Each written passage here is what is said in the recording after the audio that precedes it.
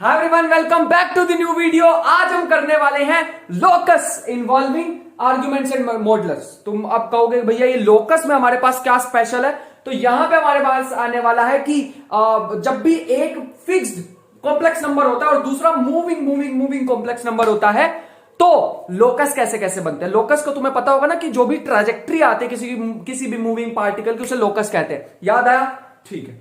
अब कैसे कैसे लोकस हो सकते हैं? स्ट्रेट लाइन हो सकता है, आर्क हो सकता है, सर्कल हो सकता है, minor arc, major arc, ellipse और हाइपरबोला, ये सारे हो सकते हैं। इनके बारे में आज हम डिस्कस करने वाले हैं। दो पार्ट में इस वीडियो को रखने वाले हैं।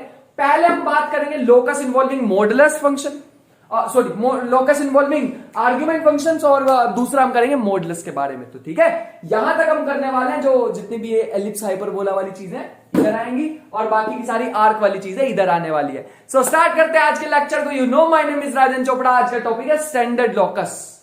ठीक, बहुत अच्छे। तो पहला हमारे पास लोकस क्या है, मैं तुम्हें ना फॉर्म में कराने वाला हूं। फॉर्म में मतलब वो वाली फॉर्म में नहीं, ऐसे वाली फॉर्म में। फॉर्म वन हमारे पास क्या है?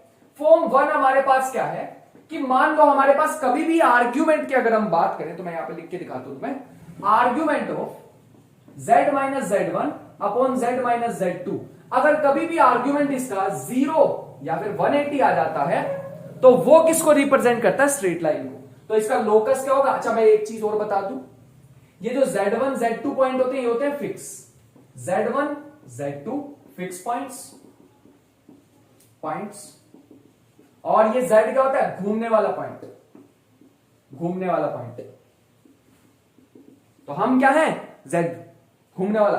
और ट्रेस हमारा, जो भी ये z घूम के ट्रेस करेगा वो हमारे पास क्या होने वाला है? वो हमारे पास होगा लोकस। वो हमारे पास होने वाला लोकस, क्योंकि अभी हमारे पास यहां पे आर्ग्यूमेंट आ रहा है तो आर्ग्यूमेंट वाले लोकस हम सारे के सारे जितने भी फॉर्म्स पॉसिबल है वो मैं तुम्हें कराने वाला हूं। लेट अस से ये हमने फिक्स कर दिया z1, ये फिक्स कर दिया z2 और ये हमने ज्वाइन कर दिया एक लाइन। ठीक है, दोनों का आर्ग्यूमेंट कितना आना चाहिए? 180 डिग्री। मतलब इस z से z1 का भी और z2 का भी जो भी बनेगी चीज उसका आर्ग्यूमेंट क्या आना चाहिए? मैंने आर्ग्यूमेंट वाली पहले चीज बताई थी, मैं थोड़ा बता के दिखाता हूं तुम्हें। z माइनस z1 का मतलब z माइनस z2 जो नीचे लिखा है इसका मतलब ये होता है z से ऐसे एरो बनने वाला। लास्ट वीडियो में मैंने बताया था फाइनल माइनस इनिशियल पॉइंट, कुछ याद है? ये हमारे पास होने वाला है इनिशियल। जो भी नीचे होता है उसे इनिशियल कहते हैं और जो भी ऊपर होता है उसे क्या कहते हैं? फाइनल कहते हैं। ये हमारे पास बन जाएगा z माइनस z1। अब इन दोनों को कैसे अरेंज करूं ताकि मेरे पास एंगल क्या है, या तो 0 डिग्री या 180 डिग्री। तुम कहोगे भैया बड़ा सिंपल है, दोनों को साथ में चिपका दो तो 0। अगर दोनों को साथ में चिपका दो तो 0 डिग्री। अगर एक को उल्टा कर दो, मान लो इसको मैं ऐसे लगा देता, z2 z ऐसा बना देता, तो भैया एंगल 180 डिग्री होता। तो बढ़िया यार, तुम तो होशियार निकले। वो तो भैया है ही। तो यहां तक हमारे पास एक चीज देखेंगे कि भैया जब भी हमारे पास, मैं थोड़ा सा और इसको एक्सटेंड कर देता हूं ताकि थोड़ा बढ़िया समझ जाए इसका। तो जब भी हम ये जो मैं डार्क करने वाला लाइन इसकी बात करेंगे, ये जब भी हम बात करेंगे तो ये होगा 0 आर्ग्यूमेंट। आर्ग्यूमेंट कितना होने वाला है इसके लिए? Argument of z minus z1 upon z minus z2 कितना होगा? 0। जब भी बाहर पॉइंट आएगा, रीजन बता देते हैं। इस वाले को d मान लो, इसको d1 मान लो, इसको d2। एंगल कहां से कहां तक देखते हैं? d2 से d1। ठीक है, एक कोई भी पॉइंट ले लेते हैं। लेटर से हमारा z यहां पड़ा हुआ है, इससे यहां तक डिस्टेंस होगा z1 से होगा d1 और z2 से क्या होगा? d2। d1 माइनस d2 का आर्ग्यूमेंट हमारे पास क्या आ रहा है? 0 डिग्री। आर्ग्यूमेंट हमारे पास क्या आ रहा है? 0 डिग्री। और भैया अंदर कभी भी कोई कॉम्प्लेक्स नंबर हमें शो करना हो तो उसका आर्ग्यूमेंट कितना होता है? उसका आर्ग्यूमेंट होता है ये पूरा तामझाम और इसका होगा 180 डिग्री। क्योंकि अगर तुम्हें अंदर कभी भी कोई z पॉइंट देखना है, मतलब अंदर कभी भी कोई पॉइंट अगर एग्जिस्ट करता होगा तो उससे d यहां पे होगा इस साइड पे, और यहां से d1 सॉरी यहां पे होगा, d2 इधर की साइड होगा। तो दोनों में कितना एंगल दिख रहा है? 180 डिग्री। इसका ऑपोजिट डायरेक्शन में 180 डिग्री और सेम डायरेक्शन में 0 डिग्री। मैं तुम्हें थोड़ा सा गंदा हो गया तो और भी करके दिखाता हूं। यहां पे z1, यहां पे z2। ठीक, z1 z2। अगर यहां पे मान लो कहीं पे इसी लाइन पे पॉइंट होता तो मैं अगर यहां पे z को कंसीडर करूं तो यहां से लेके यहां तक होगा लेटर से d1, यहां से लेके यहां तक होगा d2। दोनों सेम ही डायरेक्शन में आ रहे हैं, इसका मतलब 0 डिग्री एंगल। बढ़िया भैया, बहुत अच्छे। लेकिन भैया हम नहीं मान रहे। हम क्यों माने? आप क्या पता यहां पे होता है z पॉइंट, यहां पे कैसे हो सकता? खुद सोचो, इसको यहां से ज्वाइन करना पड़ता, इसको यहां से ज्वाइन करना पड़ता भैया, कुछ तो एंगल आता है इसके बीच में, कुछ तो एंगल आता है इसके बीच में, तो नॉट पॉसिबल। मतलब अगर तुम कभी भी बाहर को लोगे ये पॉइंट, ये z पॉइंट को बाहर लोगे, ये z है, ये z1 है, ये z2 है, अब इसका ट्रेस हमें देखना है, ट्रेसिंग देखनी, ट्रेसिंग देख ही नहीं सकते भैया इसकी, यहां पे तो कुछ एंगल आ गया, और हमने कहा था 0 और 180 वाला केस है, 0 और 180 वाला केस भैया, फिर तो थोड़ी दिक्कत लग रही। एग्जैक्टली तो इसका मतलब है ये जो, थोड़ा साफ कर देता हूं मैं यहां से पूरा ओवरऑल अगर तुम्हें कंक्लूजन बताऊं तो ये निकल रहा है कि अगर कभी भी एक लाइन है, कभी भी दो पॉइंट है z1 z2 और ये हमारे पास दो पॉइंट है, तो इसकी ये वाली जो पार्ट है डार्क वाले पार्ट, इनका आर्ग्यूमेंट कितना होता है 0 डिग्री, और जो अंदर वाला पार्ट है इसमें आर्ग्यूमेंट कितना होता है पाई 180 डिग्री। और आर्ग्यूमेंट किसका, इसका मैंने मतलब भी बता दिया, नीचे होता है इनिशियल, ऊपर होता है फाइनल, इनिशियल से लेके फाइनल तक का एंगल हमें देखना होता है, ये सारी चीजें मैं तुम्हें पहले ही कर चुका हूं। तो इनके लोकस क्या आते हैं, स्ट्रेट लाइन, 0 और पाई पे क्या आता है, स्ट्रेट लाइन, मैं यहां लिख देता हूं साइड पे, स्ट्रेट लाइन, इस चीज का हमें ध्यान रखना पड़ेगा, ठीक है। तो ये हमारे पास है। दूसरा सुनो, दूसरा हमारे पास है अगर प्लस माइनस π/2 आ जाए तो बाकी सब सेम है, बाकी सब सेम दिख रहा होगा, फॉर्म टू बिल्कुल सेम है, बस argument z minus z1 upon z minus z2 क्या आ जाएगा, प्लस माइनस π/2, प्लस माइनस π/2। अब क्या होगा, अब सिंपल से, अब बहुत सिंपल, अगर मान लो इसका लोकस क्या होने वाला पहले मैं बता देता हूं, सर्कल। भैया रीजन क्या सर्कल होने का दिखाता हूं, मान लो एक z1 मैंने यहां पे लिया, z2 मैंने यहां पे लिया, कभी भी तुम कोई पॉइंट लो, कभी भी तुम कोई पॉइंट लो, हमेशा यहां पे एंगल कितना बनना चाहिए, 90 डिग्री। नहीं भैया ये तो हमने उसमें देखा था अपनी 10th क्लास में, सर्कल पे ऐसे ही तो होता था, डायमीटर से एंगल कितना बनता था, अरे भैया डायमीटर से कितना एंगल बनता था, 90 डिग्री। याद करो ये चीज सीखी होगी पक्का तुमने, है ना। डायमीटर से लेके यहां तक कभी कहीं भी पॉइंट ड्रॉ कर दो तो इसके एंगल क्या बनने वाले, 90 डिग्री। यहां से लेके यहां तक भी ड्रॉ करोगे तब भी क्या बनेगा, 90 डिग्री। तो ये सारे एंगल कितने दिखाई दे रहे हैं हमें, 90 90 90।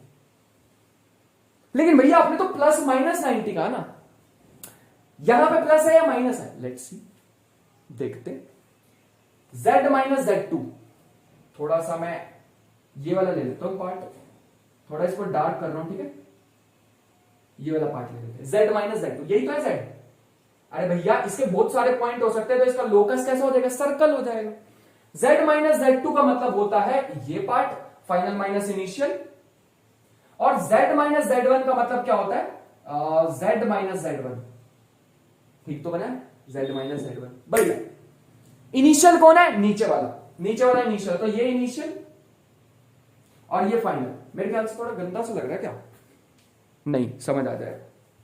ये हमारे पास है इनिशियल, ये हमारे पास है फाइनल। एंगल कैसे लेते हैं, इनिशियल से लेके फाइनल तक, मेरे ख्याल से एरो भी दिख रहा होगा, इनिशियल से फाइनल तक एंगल लेते हैं। अब तुम खुद सोचो ये कैसे घूम रहा है, क्लॉकवाइज। अगर जब भी क्लॉकवाइज घूमता है तो मतलब कैसा एंगल आने वाला है, क्लॉकवाइज के लिए माइनस 90 डिग्री। ऐसे अगर मैं नीचे ले लेता कोई पॉइंट, एंगल तब भी डायमीटर से कितना बनता, 90 डिग्री। लेकिन इस बार एंगल बनता ऐसे। कुछ गड़बड़ कर रहे हैं हम, हाँ गड़बड़ कर रहे हैं, इनिशियल से फाइनल लेना चाहिए था मुझे, ठीक है। इसमें भी एरो ऐसे ही बनेंगे, और यहां से इनिशियल से फाइनल लूंगा, ये होगा एंटी क्लॉकवाइज, एंटी क्लॉकवाइज के लिए प्लस 90 डिग्री, यहां पे माइनस 90 डिग्री, यहां पे प्लस 90 डिग्री।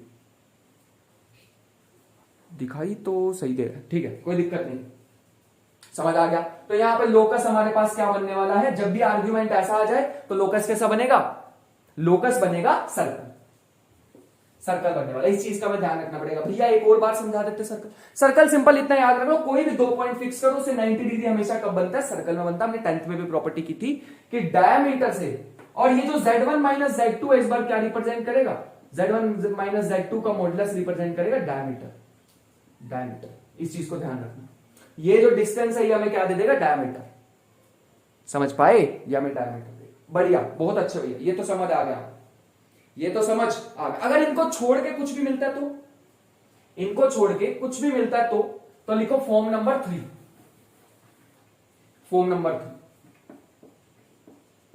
फॉर्म 3 हमारे पास क्या है कि अगर मान लो argument of z minus z1 upon z minus z2 अगर हमारे पास आ जाता है एनीथिंग एक्सेप्ट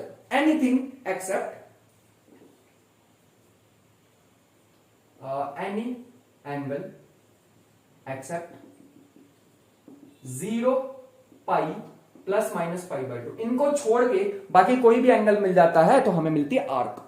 कौन सी आर्क मिलेगी भैया? तो ध्यान रखो, अगर थीटा हमारे पास एक्यूट मिलेगा, एक्यूट मिलेगा तो हमारे पास होती है मेजर आर्क, मेजर आर्क, ठीक है। और अगर मेजर आर्क, अगर हमारे पास थीटा ऑब्ट्यूस होगा, ऑब्ट्यूस में क्या होता है? Minor arc, minor. इस चीज का हमें ध्यान रखना पड़ेगा, ठीक है। मेरे ख्याल से यहां तक तो हमें बात समझ आती है कि मेजर आर्क माइनर आर्क क्या चीजें हैं और इसको कैसे मेजर करना है। तो भैया इसको ज्योमेट्रिकली अगर आप दिखा देते तो मजा आ जाता, तो आ जाओ, यही बना लेते हैं वैसे तो, ठीक। Z1 Z2 यहां कहीं पे है, लेकिन इस बार Z1 Z2 जो है ना, इस बार ये 90 के इक्वल नहीं है, 90 के इक्वल नहीं है, तो भैया ये सर्कल तो नहीं बनाएंगे, पर हाँ ये कोड का काम जरूर कर देंगे, एक कोड का काम जरूर कर देंगे। और कोड पे अगर तुम यहां कहीं पे भी लोगे तो यहां पे एंगल बनेगा 90 से छोटा, और अगर यहां कहीं पे लोगे तो ऑब्वियस सी बात है नीचे का बनेगा 90 से बड़ा। तो जब भी 90 से छोटा है एक्यूट एंगल आए तो देखो मेजर आर्क की तो आ रही है ना, इसे कहते हैं मेजर आर्क, मेजर आर्क। और ये जो नीचे होता है, ये जो नीचे छोटे वाला पार्ट है, ये जो तुम्हें दिखाई दे रहा है, ये जो तुम्हें पार्ट दिखाई दे रहा है, इसे कहेंगे माइनर आर्क,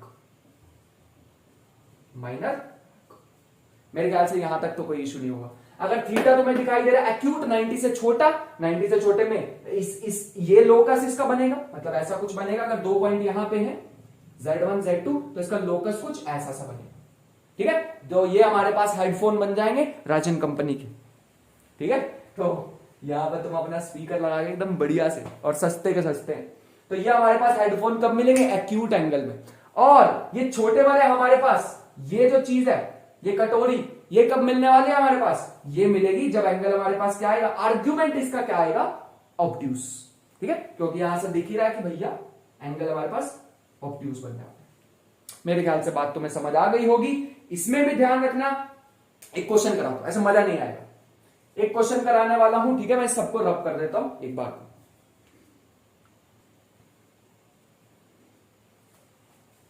सो नेक्स्ट चलते हैं। देखो तुम्हारा कितना टाइम सेव कर रहा हूं मैं, और सब कुछ रब हो चुका है। क्वेश्चन लेते हैं। Let Z1 equal to 6 plus 10 plus 6 iota, Z1 equal to 10 plus 6 iota and Z2 equal to 4 plus 6 iota, then identify the locus of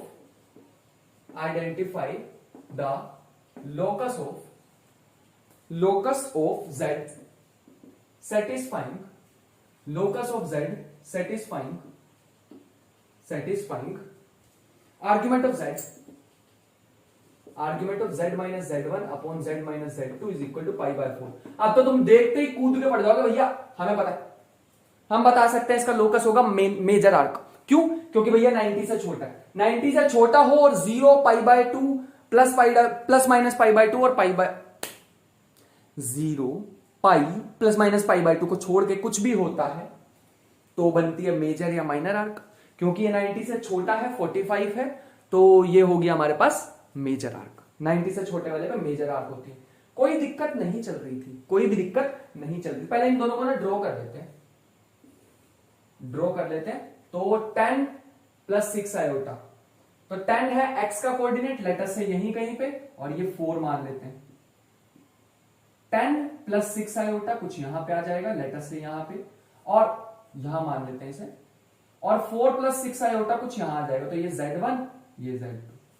मेरे ख्याल से यहां तक तो कोई दिक्कत नहीं। एक बार क्वेश्चन चेक कर लेते हैं, कुछ गड़बड़ सी तो नहीं लग रही है।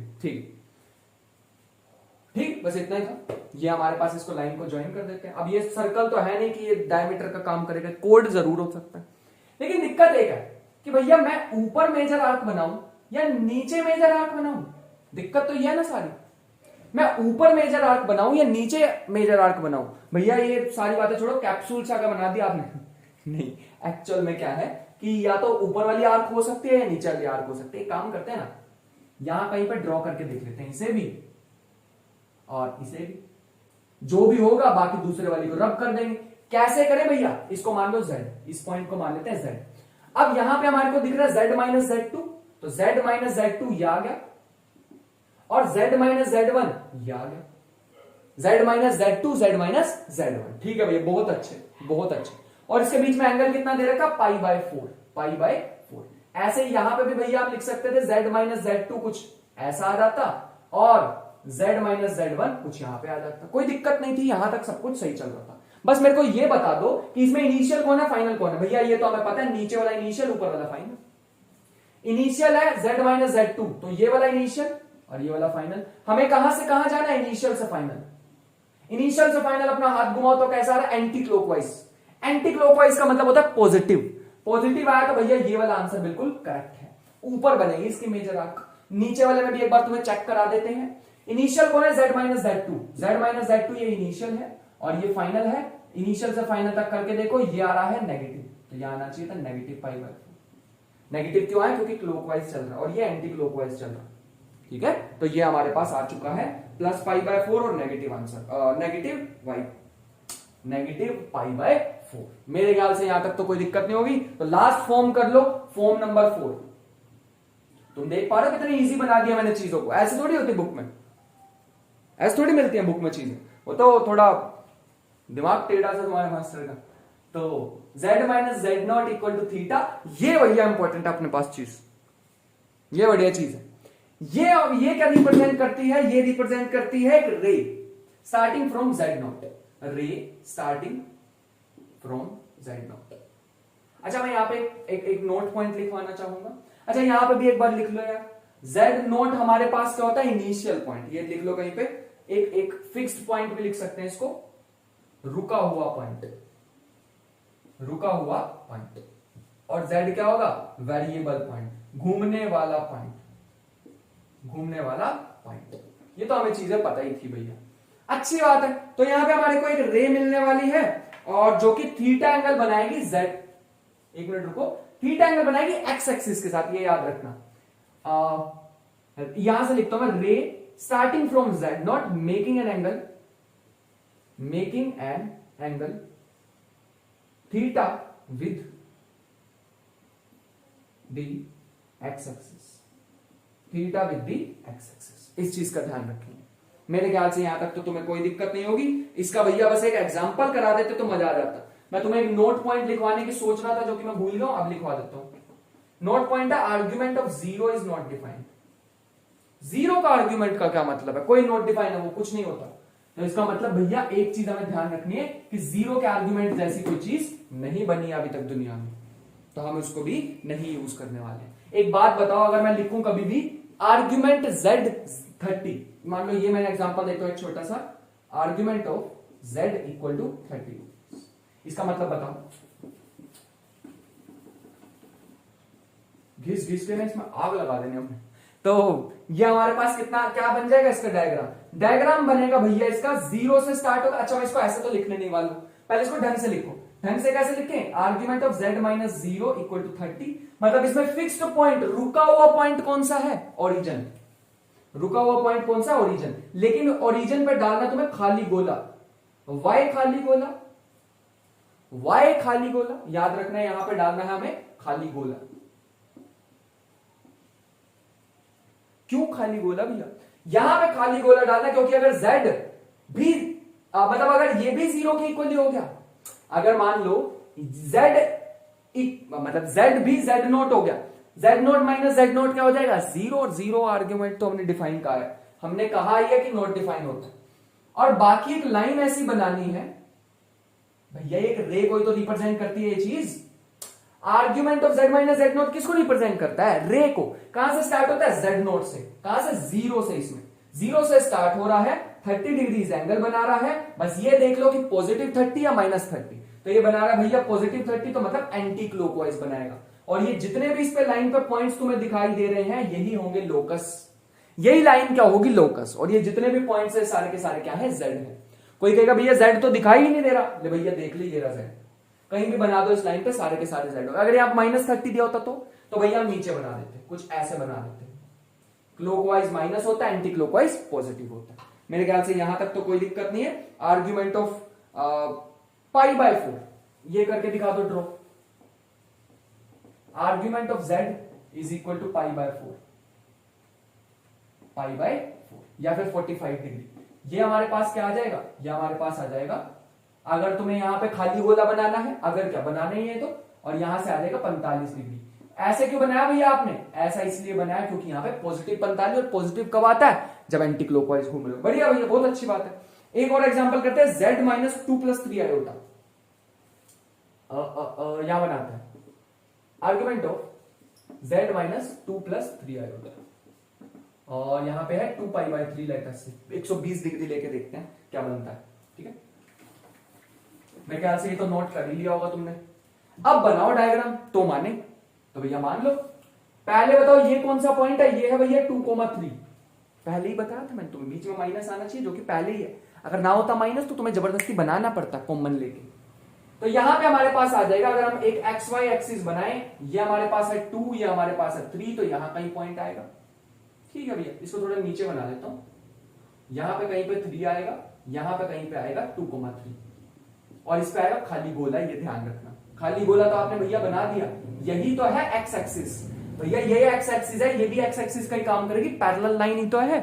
इस पैरेलल लाइन से हमें एक रे, इससे एक रे बनानी है जो कि इस एक्सिस से 120 डिग्री एंगल बना रही हो। इससे 120 डिग्री, तो भैया आप यहां पे आ जाओगे कुछ ऐसे। ये होने वाला है लोकस इसका, यहां से यहां तक 120 डिग्री, 2 पाई बाय 3। भैया आपने ऐसा क्यों बनाया, क्योंकि पहली बात इधर को क्यों 120 नहीं बनाया, क्योंकि यहां पे क्लॉकवाइज हो जाता है और क्लॉकवाइज नेगेटिव आता है। एंटी क्लॉकवाइज बनाया तो पॉजिटिव हो गया, एंटी क्लॉकवाइज पॉजिटिव हो गया। इस चीज का ध्यान रखेंगे। This is the picture. अगर मैं तुम्हें बोलूं z argument of z plus 3 equal to 60 degree, z plus 3 minus 60 degree, अब बता दो। ये भी भैया बड़ा आसान है। z प्लस 3 का मतलब क्या है, अगर यहां 3 आयोटा होता तो एक्स एक्सिस की बात होती, क्योंकि आयोटा वाली इमेजिनरी एक्सिस होती है और ये वाली रियल एक्सिस होती। तो -3 तो भैया यहीं कहीं आएगा। -3 सबको पता है मैं क्यों लिख रहा हूं, क्योंकि आर्ग्यूमेंट ऑफ z माइनस -3 ऐसे लिखना पड़ेगा मुझे। और -60 डिग्री है, याद रखना। पहले तो इस पे लगाना है खाली गोला। खाली गोला लगाने के बाद 60 डिग्री क्लॉकवाइज नहीं, सॉरी एंटी क्लॉकवाइज नहीं, इस बार क्लॉकवाइज बनाना पड़ेगा। नीचे की साइड होगा ऐसे -60 degree.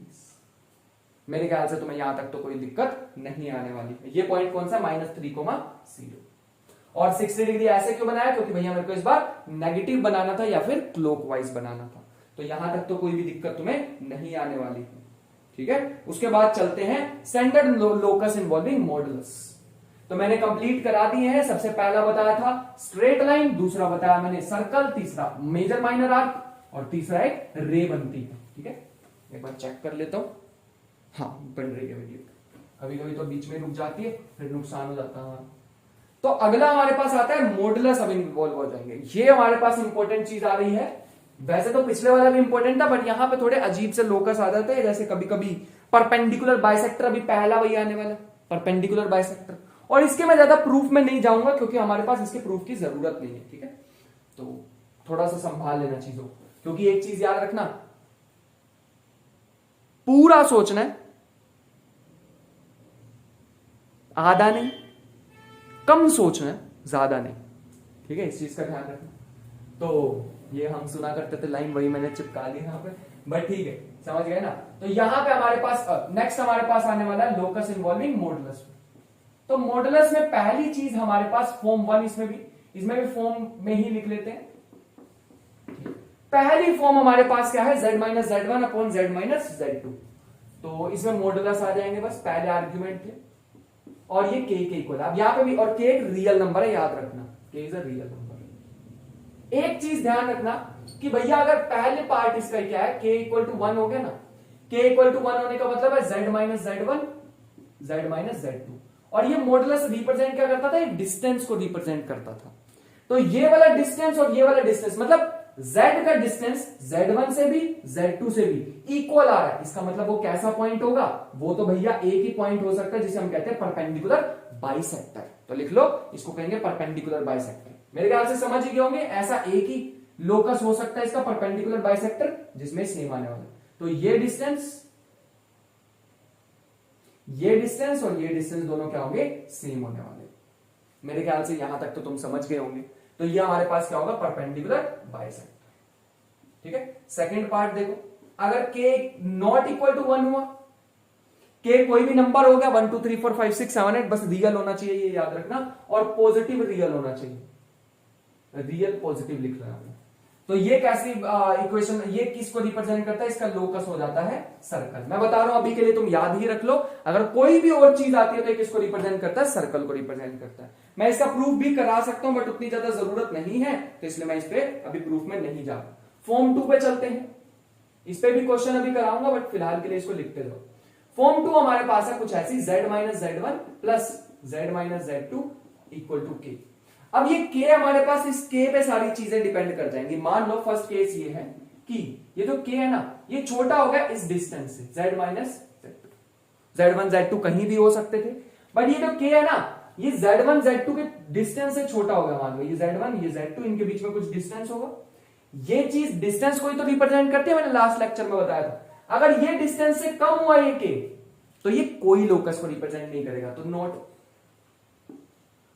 Real locus, no real locus, no real locus, इस चीज का ध्यान रखेंगे, ठीक है। तो नो रियल वैल्यू है, नो रियल लोकस। ये है क्या वैसे, distance between z1 and z2, z1 and z2। दूसरा क्या केस हो सकता है भैया, k इक्वल हो सकता है z1 माइनस z2 के। अगर मान लो k भी इक्वल हो गया z1 माइनस z2 के, तुम्हें सुनने में अच्छा नहीं लगेगा, बट ये किसके, कैसा लोकस होगा इसका, एलिप्स। कैसा लोकस होगा, एलिप्स, क्योंकि तुमने सुना होगा शायद कि उसमें कांस्टेंट रेशो रहती है, ये तो सुना ही होगा शायद। माई बैड, यहां पर हमारे पास क्या आ जाएगा, लाइन सेगमेंट आ जाएगा, ठीक है, लाइन सेगमेंट। मैंने ही कुछ गड़बड़ की है इसमें, वो तीसरा केस होने वाला, ग्रेटर देन में आएगा, ठीक है। तो लाइन सेगमेंट होने वाला, और कैसा लाइन सेगमेंट होगा ये भी सुनो, z1 z2, ये जो बीच वाला पार्ट है ना, ये वाला लाइन सेगमेंट होगा, साइड वाला नहीं, बीच वाला लाइन सेगमेंट होगा इसका locus.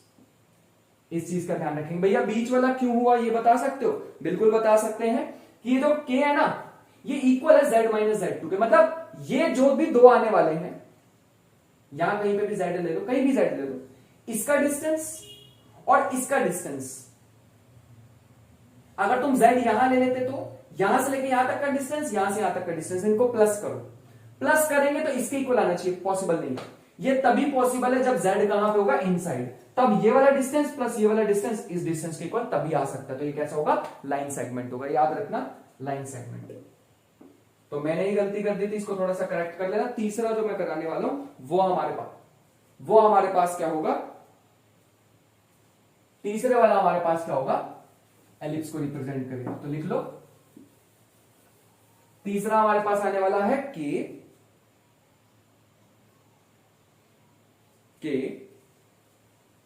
Greater than z1 minus z2। Third हमारे पास है k greater than z1 minus, इस चीज का ध्यान रखो, ठीक है। लेट मी सी। सो नेक्स्ट हमारे पास आ जाएगा k ग्रेटर देन 0 में हमारे पास एक ऐसा लोकस बनता है, इसका एलिप्स बनता है, जहां पे ये जो z1 z2 है ये हमारे पास बन जाएंगे फोकाई, ठीक है, फोकाई का काम करेंगे, इस चीज का ध्यान रखेंगे। और एक और चीज, मेजर एक्सिस इसमें क्या होती है, मेजर एक्सिस क्या होगी, ये चीज का ध्यान रखेंगे। तो ये सारी इंफॉर्मेशन के साथ फॉर्म 2 होती है कंप्लीट। तीसरी आ रही है हमारे पास फॉर्म 3। फॉर्म 3 भी इक्वली इंपॉर्टेंट है, और वो थोड़ा सा हमारे पास अजीब सी भी है, अजीब तो नहीं कह सकते हैं बट हाँ ऐसा कुछ लिखा जाता है, z minus z1 plus sorry minus z minus z2 is equal to k। अब यहां पर देखोगे पूरे के ऊपर भी मॉडुलस है हमारे पास, ठीक है, पूरे के ऊपर भी। और पहला इसमें केस है if k greater than z minus z1 minus z2। भैया difference of two sides can not be greater than third side. ये तो हमने पढ़ा ट्राइंगल की प्रॉपर्टी में कि दो साइड का डिफरेंस तीसरी साइड से बड़ा नहीं हो सकता। जैसे यहां पे भी नो रियल लोकस आया था, सम ऑफ टू साइड्स छोटी कैसे हो सकती है थर्ड साइड से, नॉट पॉसिबल, ऐसा कभी पॉसिबल ही नहीं हो सकता कि sum of two sides less than third side. तो ऐसी difference of two sides can not be greater than third side. तो हम यहां लिखेंगे no real locus, no real locus, कोई लोकस नहीं आने वाला इसका रियल। तो सेकंड पार्ट देख लो, सेकंड पार्ट हमारे पास क्या होगा, k equal to z minus z1। यहां पे तुम समझ गए होंगे, इस बार हमारे पास डिफरेंस आना चाहिए इसके इक्वल, तो यहां पे लाइन सेगमेंट ही बनेगा जैसे यहां पे बना था, बस इसमें लाइन सेगमेंट बीच में बना था और इसमें क्या बनेगा, आउटसाइड बनेगा। मतलब अभी तो बीच वाला लाइन सेगमेंट आया था ना, ऐसे z1 z2 और ये वाला लोकस आया था, इस बार आएगा बीच वाला। कैसे आएगा मैं दिखाता हूं। मान लो यहां पे z1 पॉइंट है, यहां पे z2 पॉइंट है, ये हमारे पास आ गया। इस बार जो लोकस होगा ना, इस बार जो लोकस होगा वो ये वाला लोकस होगा, ध्यान रखें, ठीक है। ये लोकस हमारे पास होने वाला बाहर का, दिस इज द लोकस। भैया रीजन क्या है, रीजन बिल्कुल सिंपल है। कभी भी अगर तुम कोई भी पॉइंट यहां पे ले लोगे, यहां से इसका डिस्टेंस सॉरी, और यहां से डिस्टेंस, ये जो डिस्टेंस है ये किसके इक्वल आने वाला है, इसको इसमें से माइनस करोगे तो यही तो आएगा, तो यही तो लिखा मैंने। अगर पहले वाले डिस्टेंस में से दूसरे वाले डिस्टेंस को बड़े वाले में से छोटे वाले को माइनस करोगे तो के इक्वल ही तो आएगा, है ना। इसलिए मैंने ये वाला लाइन सेगमेंट बनाया। पिछले वाले में अंदर वाला था, उसका भी रीजन मैं बता चुका हूं। तीसरा पार्ट हमारे पास क्या है, अगर मान लो k लेस देन हो गया z1 माइनस z2 से, तो तुम्हें पसंद तो नहीं आएगा, लेकिन नाम इसका क्या होगा, हाइपरबोला। इसके मैं प्रूफ में बिल्कुल भी अभी नहीं जाने वाला हूं मैं, क्योंकि इसके प्रूफ में ज्यादा इंटरेस्टेड होके मैं इसको यहां पे फोकाई हमारे पास हो जाएगी, फोकाई हमारे पास हो जाएगी, मैं डबल आई पता नहीं क्यों लगा रहा हूं यहां पे, ये इक्वल हो जाएगी z1 z2, ठीक है। फोकाई हमारे पास ये हो जाने वाली है, और इसका ट्रांसवर्स एक्सिस की जो लेंथ होती है वो किसकी इक्वल आ जाएगी, k की इक्वल आ जाएगी। ये चीज का हमें ध्यान रखना पड़ेगा।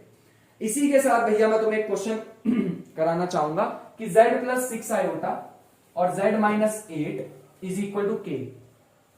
z प्लस 6 आयोटा, मैं यहां लिख देता हूं क्वेश्चन को, z प्लस 6 आयोटा और z minus 8 equal to k। हमें बताना है ऐसी कौन सी वैल्यू एग्जिस्ट कर रही है, ऐसी कौन सी वैल्यू है जिसपे हमारे पास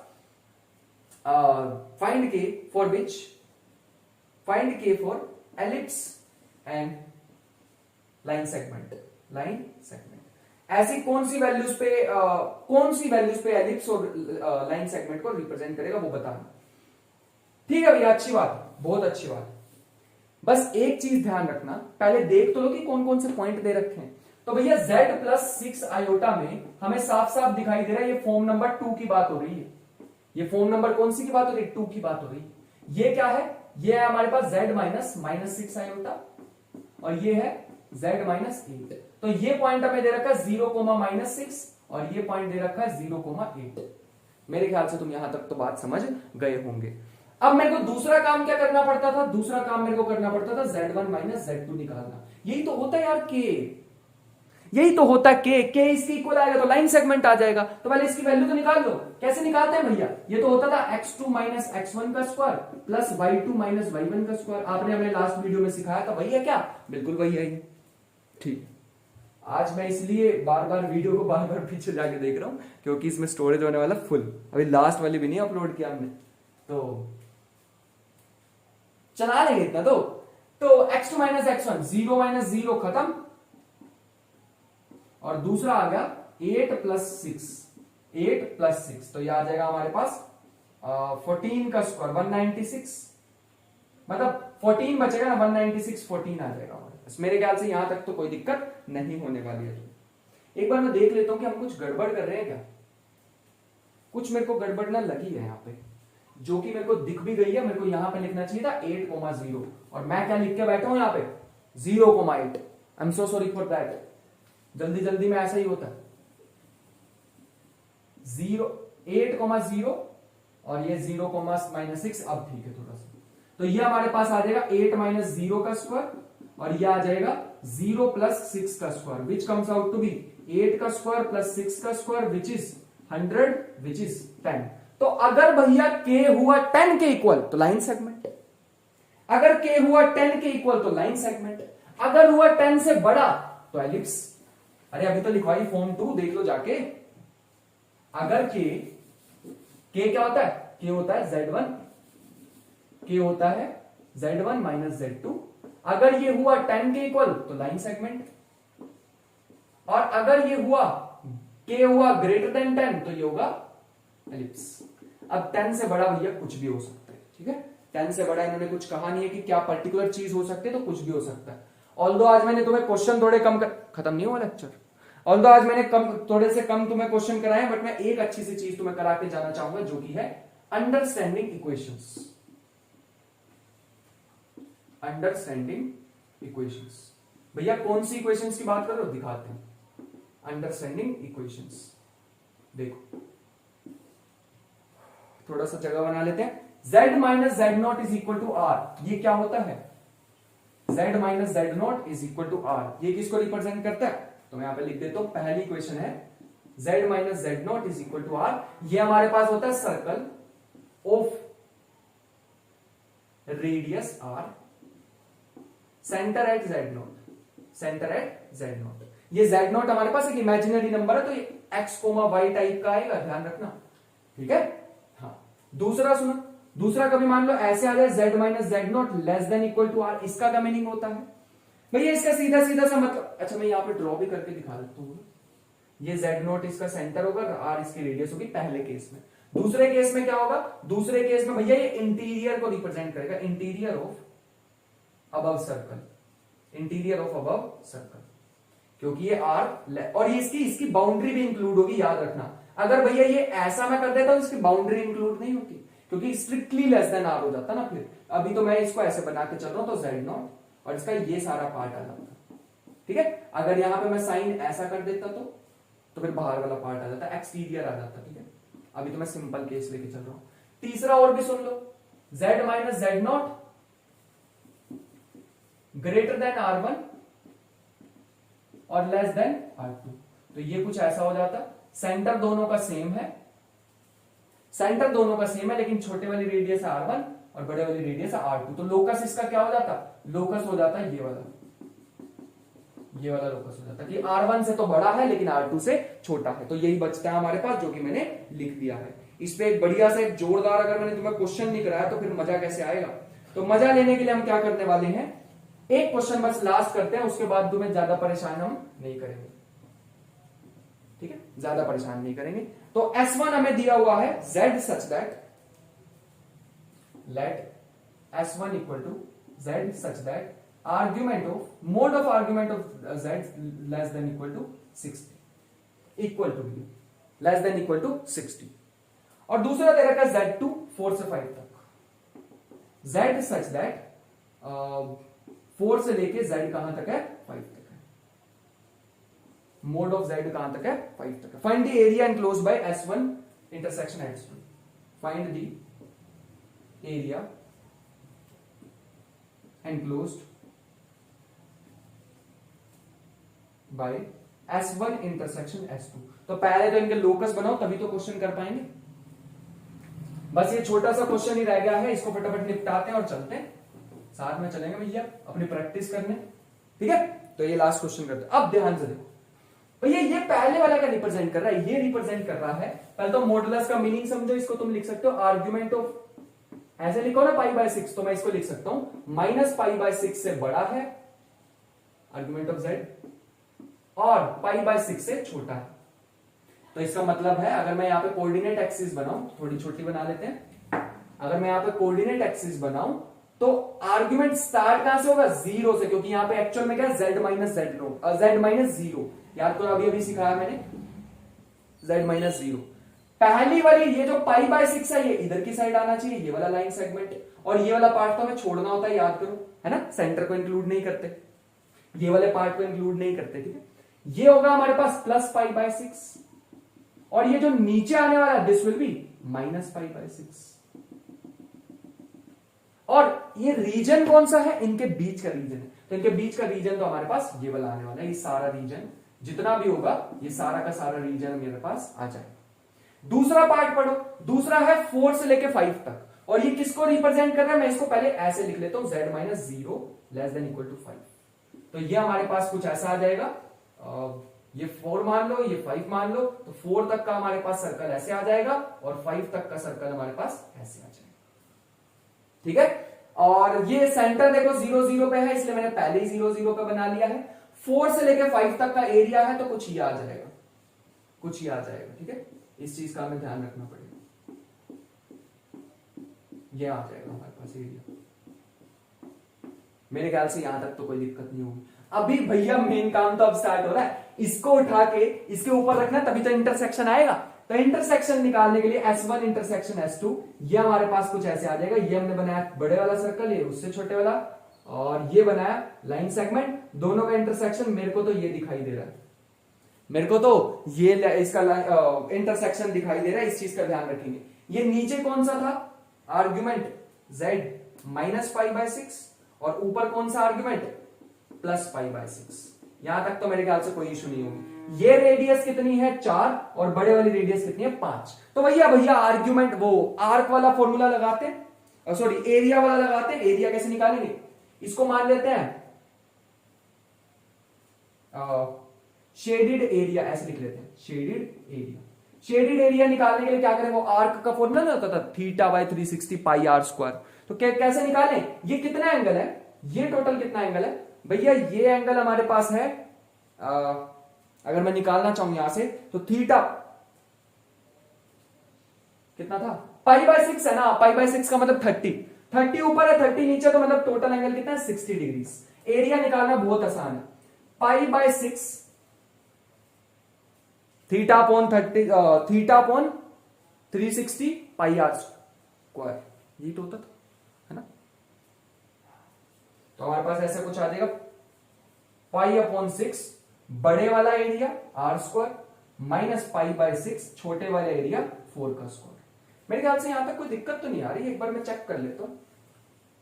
अरे πr² ऐसे लिख दिया और θ/360 लिखोगे तो भैया कंफ्यूज कर रहे हो यार तुम मुझे, कंफ्यूज कर रहे हो। तो 0 से 0 गया, 6 से 36, तो मैंने ये लिखा था 6, तो ठीक तो है। θ/360 πr², मैं यहां लिख के दिखाता हूं θ/360 πr², विच इज थीटा कितना था 60 डिग्री, इनके बीच का एंगल 60/360 1/6 πr²। ठीक है, तो मैंने यही तो लिखा 1/6 πr², बड़े वाला r² माइनस छोटे वाला r²। अब ये जो भी आएगा वो हमारे पास आंसर आ जाएगा, जो कि मेरे को दिख रहा है π/6। 25 - 16 9 का मतलब हो गया 3π/2। 3π/2 इज द फाइनल आंसर। मेरे ख्याल से तो ये सही है, फिर भी कमेंट बॉक्स में एक बार बता देना कि भैया आपने कुछ मिस्टेक करी है। और इसी के साथ हमारा ये चैप्टर अभी खत्म नहीं हुआ, एक लेक्चर रह गया। कहीं सोच लो खत्म हो गया, एक लेक्चर भैया रह गया सिर्फ, उसके बाद हमारा ये चैप्टर पूरा डिटेल में हम खत्म कर चुके होंगे और फिर रियल मतलब कॉम्प्लेक्स एनालिसिस पे चलेंगे। फाइनली देखा, थोड़ी सी मेहनत लगती है बस, तो साथ में मिलकर हमने दोनों ने कवर कर लिया है। दोनों की मेहनत इक्वल लगी है, मतलब तुम्हारी ज्यादा लगी है क्योंकि तुमने प्रैक्टिस भी किया, मैंने तो क्या आया बस वीडियो बना ली। तो आई होप कि आज का लेक्चर पसंद आया होगा। मिलते हैं नेक्स्ट लेक्चर में, तब तक के लिए अपना ख्याल रखें, पढ़ाई करते रहो, ढेर सारी मेहनत करते रहे। मिलते हैं नेक्स्ट लेक्चर में, तब तक के लिए बाय बाय।